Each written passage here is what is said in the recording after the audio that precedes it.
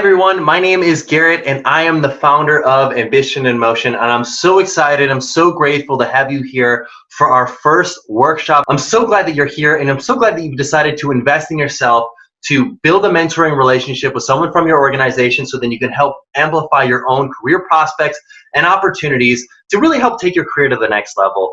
I'm really excited for you and what you're going to accomplish over these next 4 months. So during this video, I just wanted to give you an overview of what to expect for the program and how to prep for this upcoming workshop. Now, this workshop's title is called Transitioning into a Managerial Role. So maybe you're in your career and maybe you're about to start entering into a managerial role, or maybe you've been a manager for a while, or maybe you're not a manager quite yet, but you will be. This workshop will be extremely insightful for you. You are going to learn a ton about management and how to properly manage somebody and how to not properly manage somebody. If you have any questions throughout this workshop, please post them in the comments section. So I wanted to give you first an idea of the timeline of the program. Tonight is the first workshop. So pumped about it. All of our workshops are, by the way, going to start at 8 p.m. Eastern Standard Time, 5 p.m. Pacific, and any time in between if you're somewhere in between in the United States. Our goal is that you have at least 3 meetings with your mentor, but ideally you meet more. Ideally, you meet more often than that. If you think to yourself, oh, I should wait, or I should wait for this to happen, or I should wait for that to happen, don't. Get on it right away. Build that relationship. I strongly encourage that, because the longer you wait, the more time you're putting off from building a great mentor relationship, and the more time you're putting off from actually really seeing the results and being able to apply what we're teaching in these workshops into your life. So have multiple areas of support. Take advantage of your mentor. Start building that relationship. Now, those 4 workshops are the first ones on transitioning into a managerial role. The second one is determining when is the right time to pursue additional education, or if it's the right time to pursue additional education.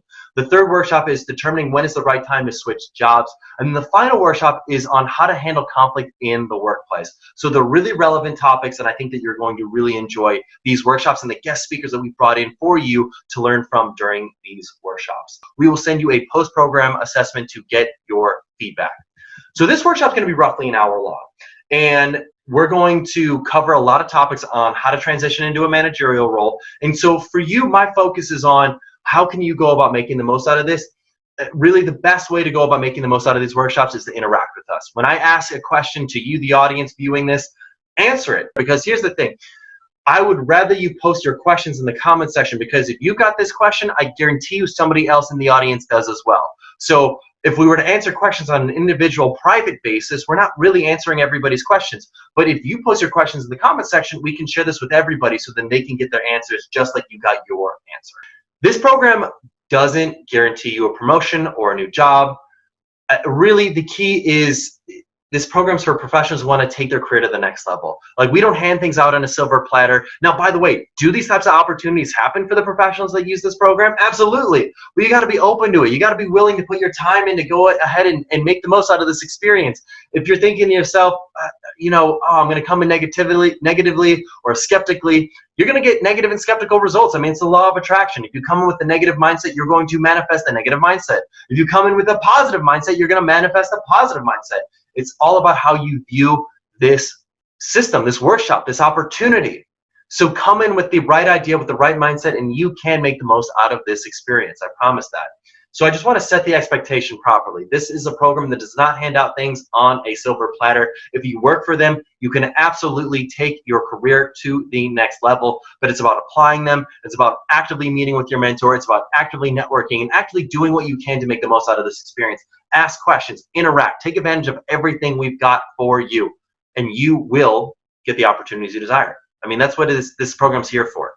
If you think like, oh, I'm going to do the bare bones minimum, I'm just going to kind of have just 3 phone calls, and we'll keep them at the minimum length of time, and I'm just going to attend the workshop, not take any notes, not really make any comments, not really talk to anybody about what I'm learning, you're gonna get those types of outcomes. That's pretty much it. So I really want to encourage you to make the most out of this program. Take advantage of it. Ask questions, participate, and interact. Treat this program as fuel. Treat this program as fuel to help you get to where you want to be. If you're already burning and going strong, going hard, this program can help you get into the next level and accelerate. If you're barely burning a fire, barely burning an ember, and you really want to rekindle that and get yourself up, take advantage of it. Jump in. But if you think to yourself, you know what, I'm barely burning this ember, I'm not really trying to burn this ember, really there's nothing there, the field can only do so much for you. So the point I'm making is come in with an open mind and a willingness to work hard, and you can achieve what you want. I mean, have professionals use this program to gain a managerial role or negotiate a raise or build deep bonds with their colleagues or expand their networks. Absolutely. But did those outcomes come handed on a silver platter? No, they didn't. It's about how you can apply what you're learning in this workshop to make the most out of this experience. So I want to share with you a little bit about my background, because I think that helps give some context as to who I am, what we're teaching, what we've learned, and why this information is relevant. So for me, I personally needed mentors in my life. And this might sound crazy, but from age 15 to age 19, I was a drug dealer. At the end of my freshman year at Indiana University, I got arrested in an undercover operation by the Indiana University Police Department, and I got 5 felony distribution charges. I was expelled from school, and I had no idea really what I was going to do with my life. It hit my life like a brick wall. I mean, up to that point in time in life, I thought success was you go to school, you get good grades, you get a job, and then you just kind of find yourself, like as if it's puberty. It just comes and hits you. And nobody that I had ever known that I ever thought was successful ever was a drug dealer. So I either had to accept being a failure or redefine my definition of success. So I chose the latter. And it was a great decision for me. Kind of like back to the whole law of attraction thing. I opened my mind to what positively could happen from this situation as opposed to negatively. So I enrolled in a program in St. George, Utah after I got in trouble.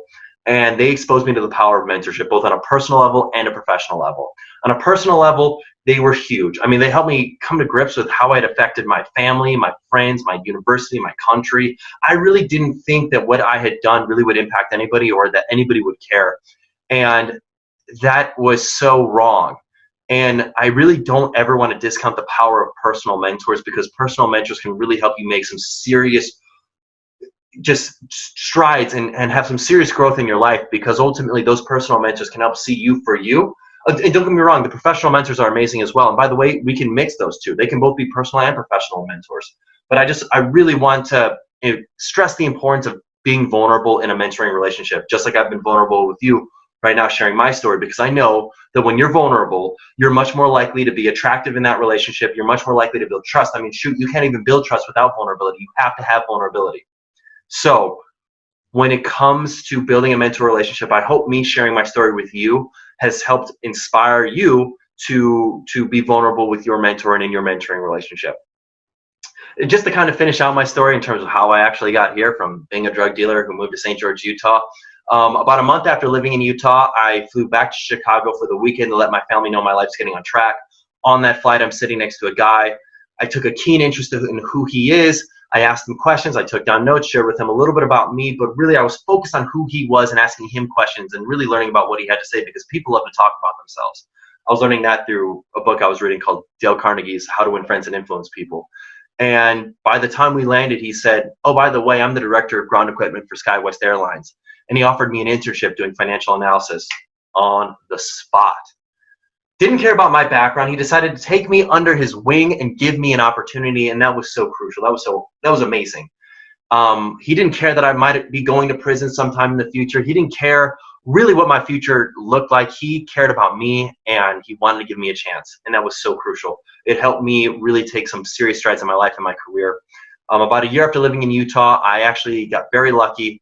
While I was in Utah, I started a nonprofit to help young men and women who had made poor choices with drugs and alcohol and help them get mentors too, just like I had gotten mentored by that guy at SkyWest Airlines. And the court system saw that. They ended up dropping my felonies to a misdemeanor conviction. Indiana University had decided to re-enroll me, and I started Envision in Motion with the idea of how can I help people get connected with their careers. I mean, ultimately for me, my vision is a world where the vast majority of people, not a couple people, but the vast majority of people are excited to go to work. When they're there, their expectations meet reality, and when they come home, they feel fulfilled. I'm here to try to help you achieve that. That's all I do, is to help serve you, to get you to where you want to be in your career. Because the more satisfied you are with your career, the better of a society we live in, and the more happy society is, the better everybody's lives are. I don't know. That's just my way of trying to make an impact on the world. And, you know, if you're going through this right now as a professional and you're thinking to yourself, like, what is my impact on the world? You know, it could be anything. But I think if you're consciously aware of that and think to yourself, I want to make an impact on the world, that's a great starting point. So the point is, be vulnerable, and think about your impact, especially as it pertains to your story. Now, I want to talk about 3 keys to success for this program. The 3 keys to success for this program are honing your strategy, your story, and your state. Now, I said those in reverse order of importance. Your state is number 1. Physically, what is your state? Like your physiological state. Are you like amped up? Are you ready? Are you good to go? Are you in such a good mood that you're going to take on the world? Or are you stressed out, hunched over your computer, got bad posture, not feeling great? I mean, your first impression is everything. And when you're going into your mentor meeting, or a meeting with anybody for that matter, and you're coming in with some bad body language, I can promise you, you are not going to have a good first impression, and that will kill that relationship. It is very difficult to overcome a bad first impression. So, fortunately, there are some things that you can do to help you get yourself into a positive state. And they take like 30 seconds because your emotions drive your emotions. Now, you might have had the worst day in the world. You might be thinking to yourself like, oh man, I got to meet with my mentor right now. I don't know how I can do this. Here's something you can do to get yourself into a positive state.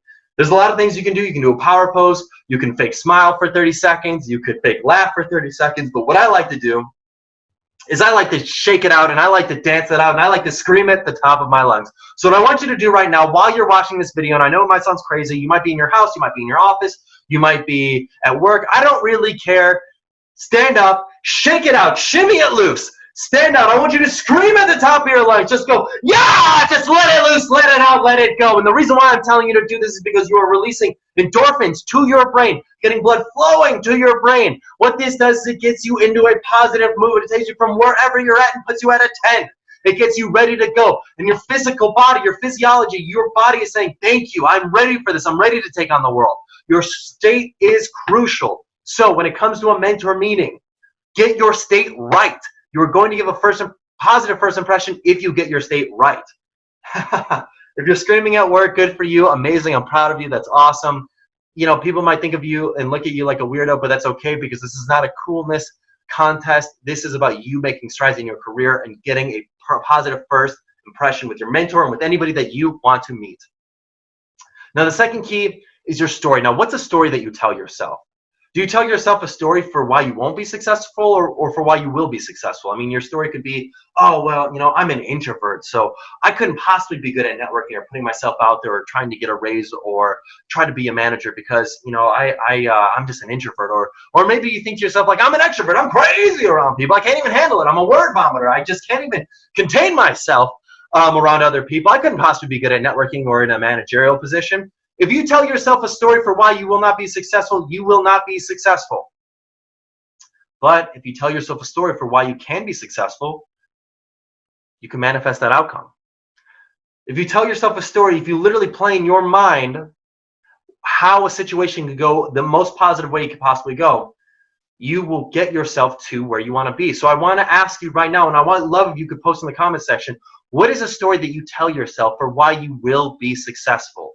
Where do you want to go? What do you want to achieve? How are you going to do that? Lay out your story of where you're going. It could be the next 3 months. It could be the next year. I don't really care. But put it out there for how you're going to be successful. Share it with the world. Share it with your community here because what that does is it empowers other people to be vulnerable and share their story as well. I'd love if you could share your story of where you want to go in the comment section. Now, the last key is your strategy. So what is the strategy that you're going to do to help you get to where you want to be? Now, this workshop is all about how to transition into a managerial role. So the strategy is going to be all about how can you go about becoming a better manager. Now, take the skills that we're teaching in this workshop with our guest speaker. Take these skills and apply them. One of the things that I love to do when it comes to strategy is to set up a routine. So what is something that you can do on a regular basis to help you reinforce this skill that you're learning in this workshop? Because if you're just here in this workshop and you're just watching this video and maybe you're taking notes, like that might stick. But if you actually teach it to somebody else, that is definitely going to stick. Exponentially, you are much more likely to remember the information that you're taught if you teach it to somebody else. So what I want you to do when it comes to strategies, I want you to take what you're learning during this workshop and I want you to apply it and teach it to somebody else. This could be a friend, it could be a stranger. I don't really care. But teach something that you learned that you thought was impactful and powerful to you. I love if you could do that, because if you can, you're going to reinforce this information, and this program, this workshop, this whole experience is going to be so much more powerful to you because you are reinforcing what you are learning. So the way that you can practice, find an accountability partner, teach them the skills that you are learning, something that you learn. And it could be anything.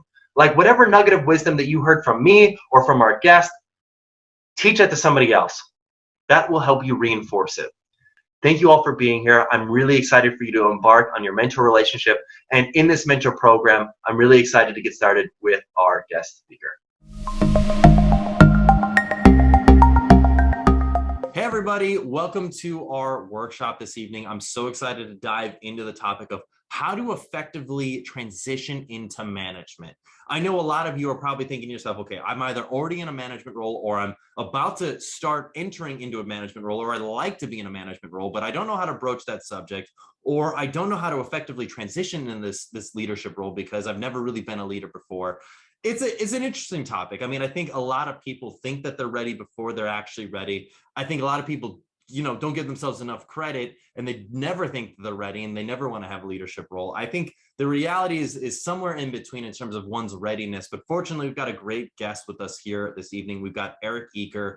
Erik has worked in healthcare for 20 plus years as an innovation and operations strategist, business developer, and customer experience expert with U.S. and international population health solutions experiences.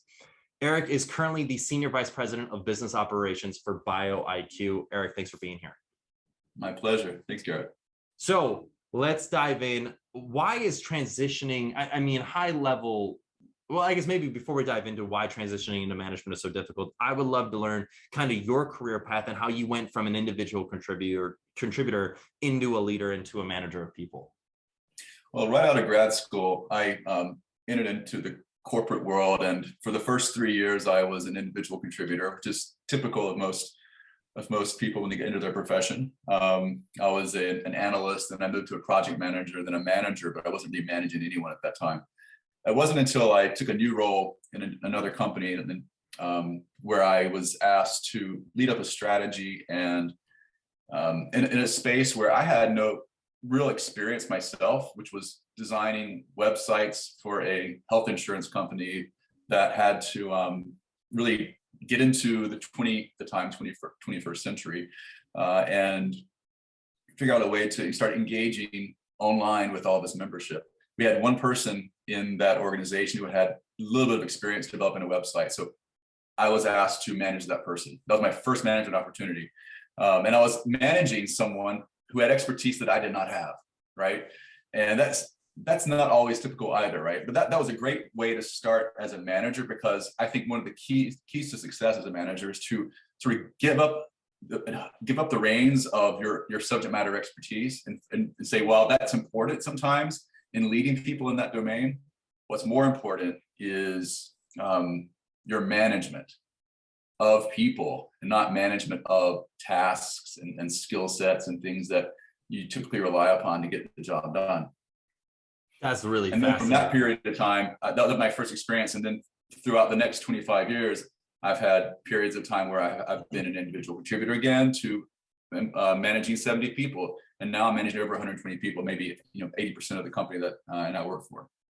That's really fascinating. I love, well, one, thanks for sharing your background and story. That's given me a lot more insight and context. But two, I am intrigued with what you said there, because I think this is this weird counterintuitive mindset of, so often we are promoted based on our individual contributions. Oh, you're a great salesperson, you're now the VP of sales. Oh, you're great at marketing, you're the VP of marketing.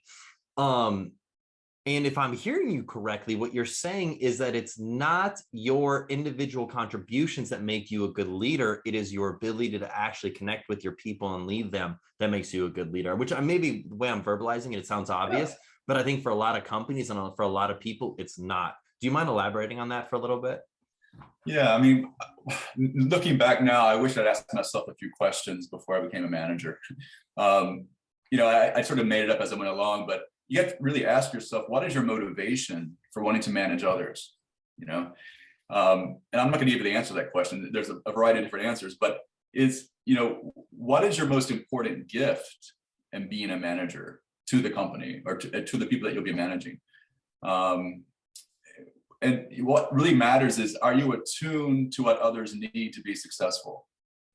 Right? It's not about your success anymore. It's about the team's success. People that are now counting on you to lead them into success for the business and for their roles. But really, it's understanding motivation. It's being able to listen and understand where that person is in their career and what they're trying to achieve for themselves, and what talents and skill sets they bring to that job. And I think another question you need to ask yourself: where are you in your career? Are you at a spot in your career where you want to give up the need to tick the boxes and to achieve your individual goals, or are you at a place where you're really ready to motivate others to get the job done and give up some of that control? Because in a management role, you are not.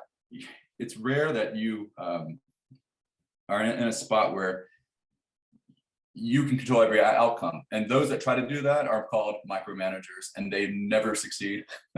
You really have to make sure that you have aligned folks who are best suited for that job into roles where they can succeed.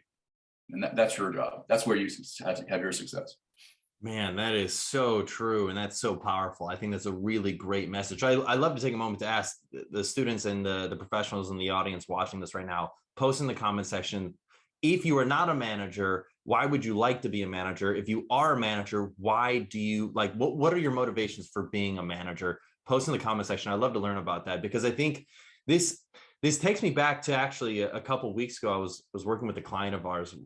We were using this insights tool that we've got. And what we ended up learning from the employee was he wanted to have his own direct reports. Essentially, he thought to himself, it's my time. I've been here for 2 years now. I've been working my butt off. I believe I deserve to have my own direct reports. In his mind, I think his motivations were financially. He wants to be paid like a manager, not like an individual contributor. And so I think in his mind, he was thinking to himself, like, I want to be a manager because I want to get paid more. And I deserve this because I've been putting in the time. Yeah. If you think about it from an organization's perspective, that's an awful argument. That's a terrible reason for why you should be a better manager. And so what our tool did, and what it really helped this young gentleman do, is it helped him reframe, why would me being a leader of these 2 direct reports, why would that save my boss time, be better for the business, and ultimately be more resource efficient for the business to give me this leadership type of role? And then how can I effectively communicate that to my leader for that? And that was something that was really interesting. But I think for a lot of professionals, it's this notion of getting out of the me of like how this is going to help me put my career into the gas pedal, and actually think about, why does this make the organization better, and how can I align both my personal goals with the organization's goals? That's right. Yeah, I spend most of my days focusing on assessing the resource needs of my people that I work with, and then finding ways to enable those resources, right? And then probably the rest of my time I spend trying to make sure that they are connecting their roles and their people's roles to the mission and objectives and the key performance indicators for the company. And keep hammering that into their minds, reminding them of what we're trying to do day by day, and to keep their focus on the priorities. And priorities change, so you have to be super great at communicating and being consistent with that communication. So that's really my job. I no longer have to put together spreadsheets or even PowerPoint presentations and things like that. That would be a waste of my time and a waste of the organization's investment in me. Totally. Well, that's interesting. So I guess what I'd be curious to know is Erik, do you ever do a leadership audit of yourself? Like, how do you audit your performance as a leader regularly to know that you are staying up to snuff? Like you mentioned micromanaging before, and I love the way that you outlined micromanaging and just, what it looks like to be a good leader versus perhaps maybe one that's struggling. I would care to argue that most bad managers are not intentionally bad. No. I would care to argue that most bad managers don't come into work thinking, how can I sabotage my direct reports this day? They're probably not thinking that, but they don't have any system or filter or audit process for making sure, or just checks and balances on themselves. So I guess Yeah. what I'd be curious, do you have something like that for yourself to help you Yeah. check in to see if you are, falling off the wagon, so to speak? Well, I was just going to comment on, those leaders who do micromanage, they never really stopped and paused to think about what is their job now. What made them successful in the past is not what's going to make them successful as a manager. And if they don't get off that horse, they're going to be micromanaged, and they're going to be in there, making promises that can't be kept, because they're now making promises at this level that have major implications and lots of expectations that are set across the organization, but they're not following up with what their people can actually achieve, because they're not focused on them, they're focused on themselves, right? And trying to look good. So that was a big lesson for me, and I see that happening actually. Well, I see that happening quite a bit. Leaders who have who come in, don't really check themselves, and they continue trying to micromanage and make promises. They get into situations where they then have to start making excuses, and then they start bad mouthing their own teammates and people that they didn't hire, and it just goes downhill from there. So I feel like, a good manager sets a cadence. They have a rhythm for checking into their team, and they focus on whatever gets in the way of that person's performance, and tries to find ways to break down those barriers, whether it's a personal reason or a professional reason. Well, I think that humility, that ability to give out credit and take blame, I think is a huge mental hurdle that a lot of professionals have to go through to become a good leader. Erik, I swear you're going to think I just watch TV all the time. I'm telling you, I've got this photographic memory when it comes to comedy shows and movies that, like, I only need to watch it once and I'll remember it all. But this makes me think of have you seen the TV show The Office? Yes. Okay, so in The Office, Michael comes out with this new golden ticket proposal system where essentially he's like Willy Wonka, and he's going to put golden tickets where you can get 10% off your order. And he's just randomly going around the warehouse, sticking golden tickets into different batches. And what ends up happening is the same company got all the golden tickets. Their largest client got all the golden tickets. So they had 5 of them. They got 50% off their biggest order. Everybody's freaking out. And Michael's like, oh my gosh, I'm going to get fired for this. Like, Dwight, can you take the blame? Can you fall on the sword on this one? Like, I'll try to do my best to protect you, but I can't get fired right now. And Dwight says, okay, fine, I'll fall on the sword for you. And David Wallace, the headquarter manager, comes in, and it was about, like, Michael thinks Dwight's about to get fired or severely reprimanded or whatever. And he says, you know what?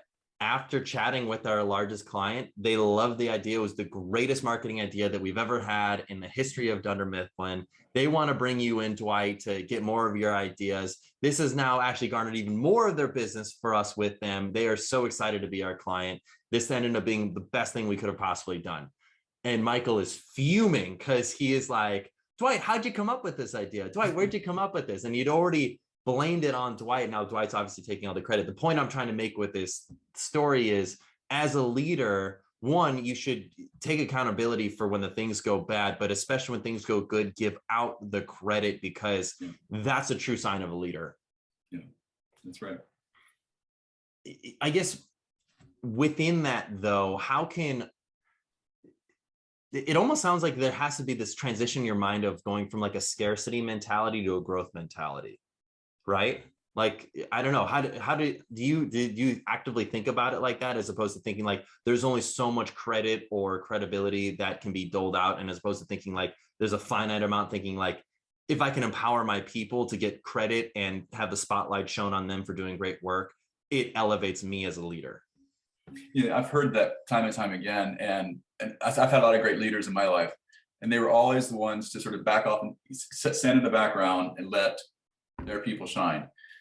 Every opportunity you get, let the people who are the experts doing the work present to your peers, to your leader yourself, and because they will feel empowered by that, they will be motivated by that, they will feel seen by that, and nothing's more powerful than that. Is having everyone see that you're still there, that you are being recognized for your contributions.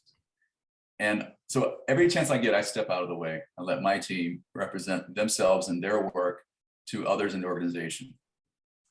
And how about when things go bad, when things don't go the way they're supposed to go? I will work with them to assess what went wrong, document how it could have been improved and what can we do in the future to prevent it from going wrong. And then I will say this was a systems failure, and I will take accountability for it. Yeah, no, I love that. There's a book by Jocko Willink, and it's called Radical Accountability. I'm gonna have to double check on that.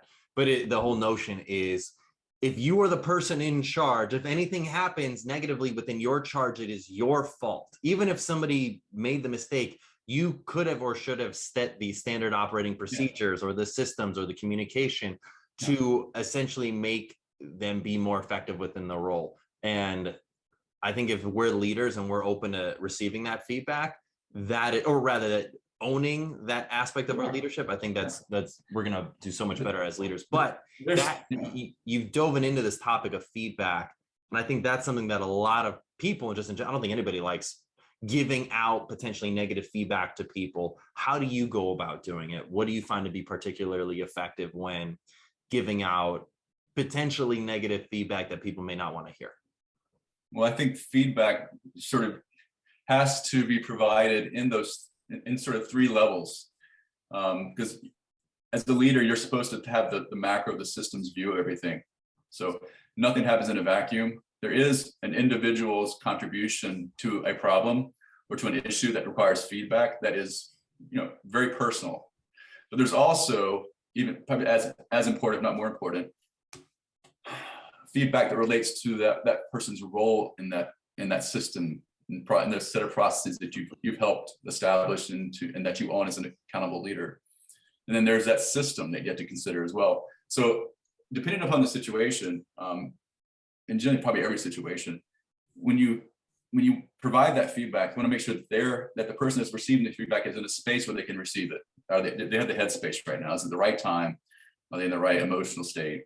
And are you prepared and planned? Have you been planful in giving this feedback? I think that's super important. And then I think you need to, I don't think it's about making excuses, but you can say, focus on the individual's contribution to that issue is, it's just to sit down with them and say, in this situation, I think it's important that you understand that when you do this or say this or perform in this way, it makes me think that, et cetera. And I would really appreciate maybe recounting your experience of that situation. And that way you sit back and just understand from their perspective what occurred. You can also ask them to, in that next time that sort of situation happens, can they request feedback from others who have a perspective on that, who also experienced that situation. But you can also talk about it from the role that person plays and say, a person in this role needs to really perform in this way, in this manner to be successful. And in this situation, I felt like, you did not live up to the expectation of that role. Let's talk about that role, and it's my job to make sure that you're clear on the role and expectations of that role. And in this sort of situation that we found ourselves in, perhaps you weren't clear on the role's responsibility. So there's a way of taking it to the role level. And then on a systems perspective, there's context is everything. So was there something in the way of that person not achieving that goal, or they needed a feedback that was out of their control or related to another dynamic in the organization, whether it's a person or a system or process, or just the day of the week.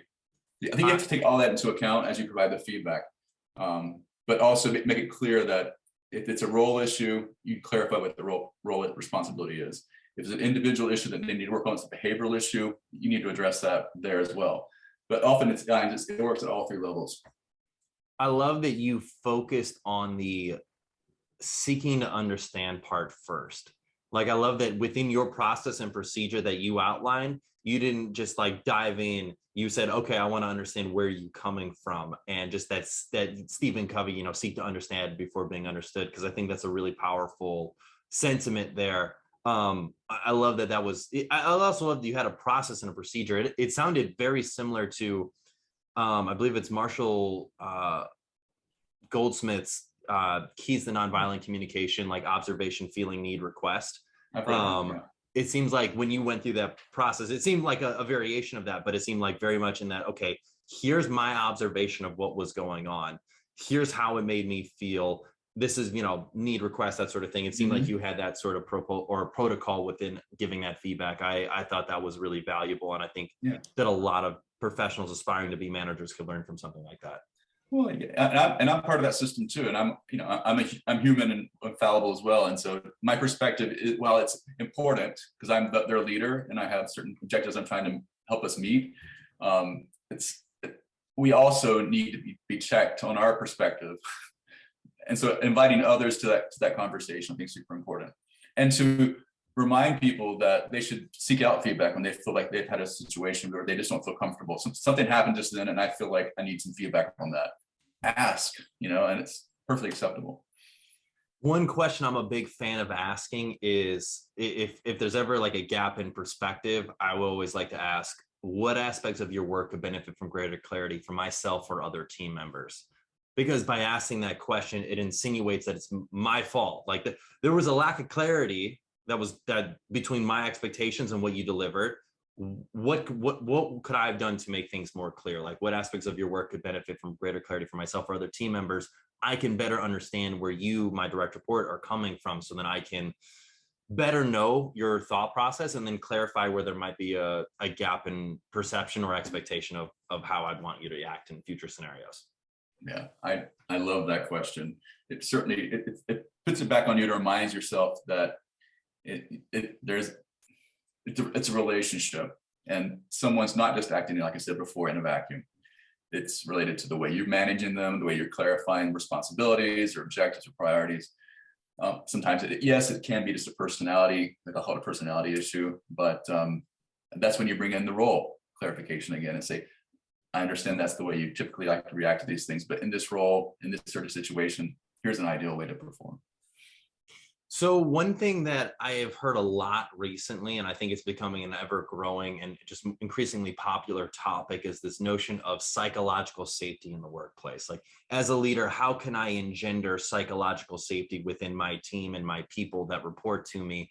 And a big part of that is vulnerability of having an environment where people feel comfortable being vulnerable and saying like, hey, here is something that I have not shared, or here's something that I'm struggling with. Can you help me with that? I guess, what does vulnerability mean to you as a leader? And if you do leverage it, how do you leverage that with your team? Yeah, you have to tread carefully there. It depends on who you're talking. Some people don't want to see a vulnerable leader. That's becoming less and less of an issue, I think. The way I show vulnerability is I think through the nature of my questions that I ask people, if I'm giving feedback, if I'm giving guidance, if I'm giving direction, generally, at least half of the interaction is me questioning them and their thoughts. So I'm rarely in a position where I'm telling. If the context requires me to tell, I will tell. But generally, people will be more motivated if they are hearing their own voice and their own thoughts come up with the solution or the way forward, than if someone's telling them what to do. I feel like that's more sustaining in the longer term.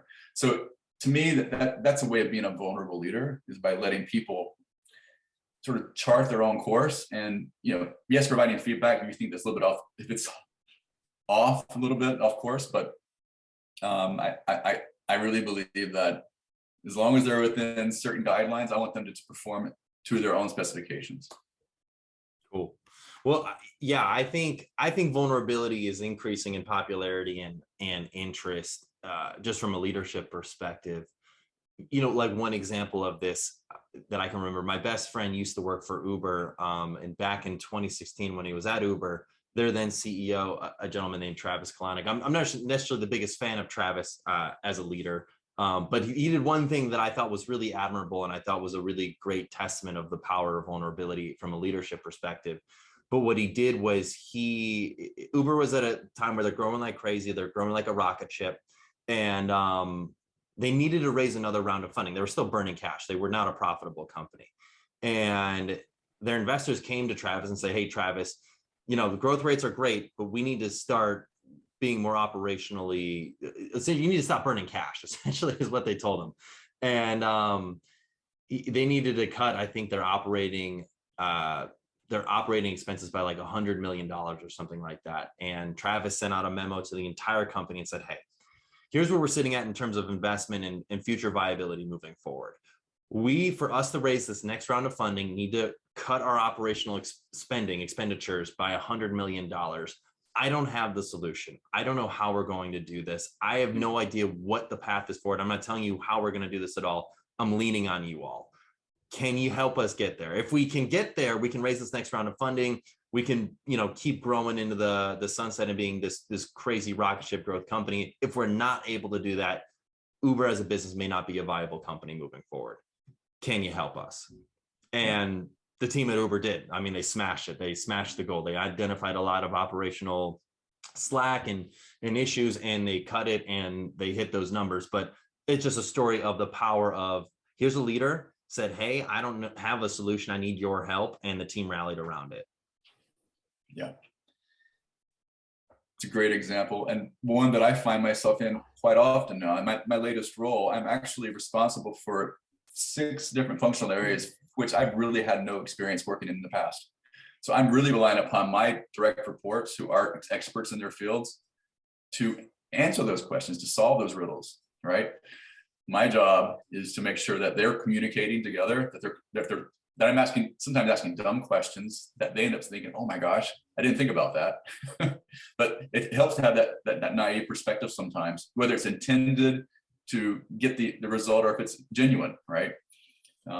So it's been super helpful for my team, and they seem very motivated. They seem very satisfied with their level of autonomy and their level of impact that they're personally making on decisions that are influencing millions of lives out there.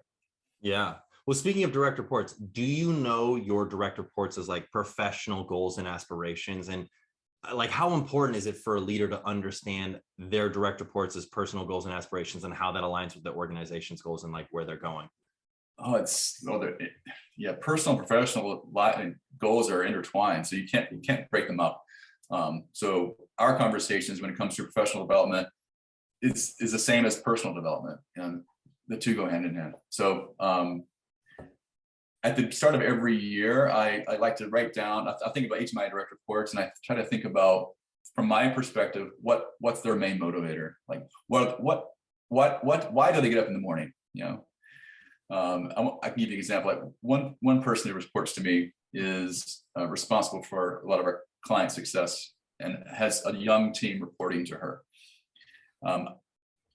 I think her motivation is to be a mentor,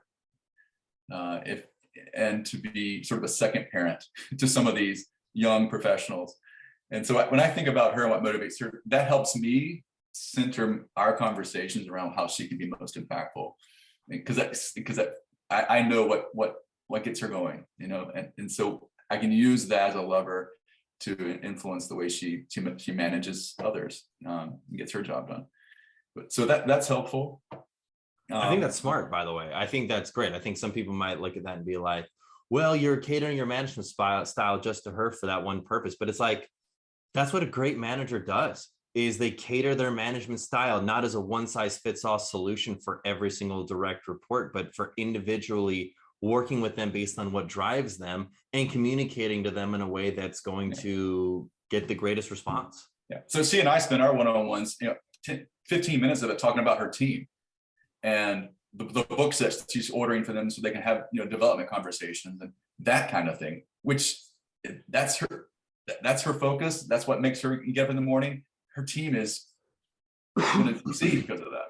I have another guy who just wants to he's a deal maker, right? Responsible for vendors. So that changes the tenor of our conversations. And at the end of each of these conversations, because I know what motivates them, they're jazzed, right? And that's what I want them to be. I want them to be jazzed and clear about what they're going after, but how they go after it, that's them. That's on them.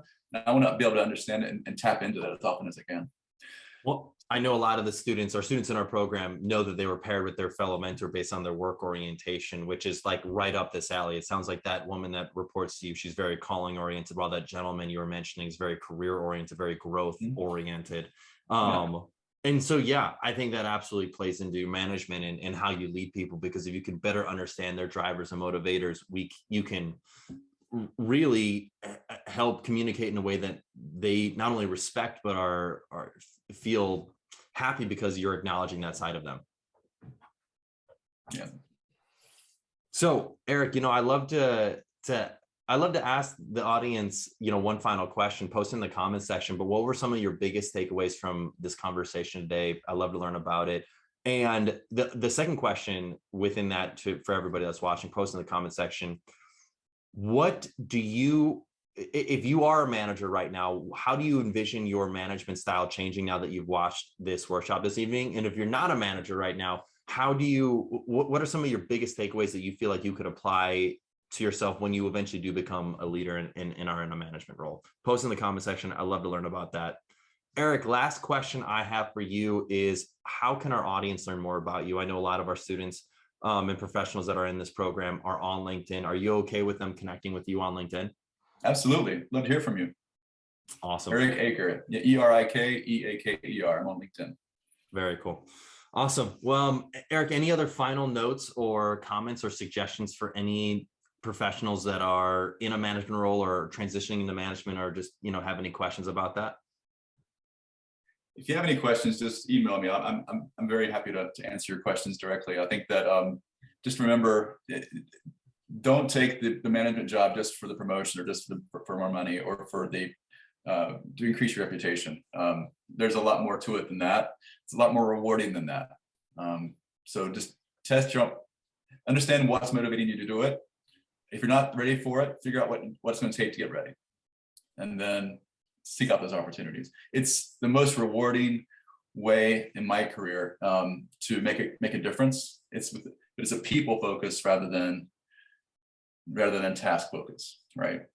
So, and one other thing that I thought you said that was really profound earlier was that you don't need to be an expert in the subject to be a good leader. It makes me think of the TV show Ted Lasso. Have you seen the TV show Ted Lasso? Yes, I saw some of that. Yeah. Ted Lasso's for anybody who hasn't seen it, it's a show about a guy who's been a football coach in the United States, like gridiron, and now is hired in England to be a soccer coach. He knows nothing about soccer, but he's an incredible leader and he's an incredible coach. And the story is just about him leading his team and how he goes about doing that. I think it's if you haven't seen the show Ted Lasso, highly recommend it. It's a great show around leadership. But Erik, thanks for being here. This is great. Everybody that's watching this, thank you all for being here. I hope you all have a wonderful rest of your evening. I look forward to seeing you at our next workshop. See you, everybody.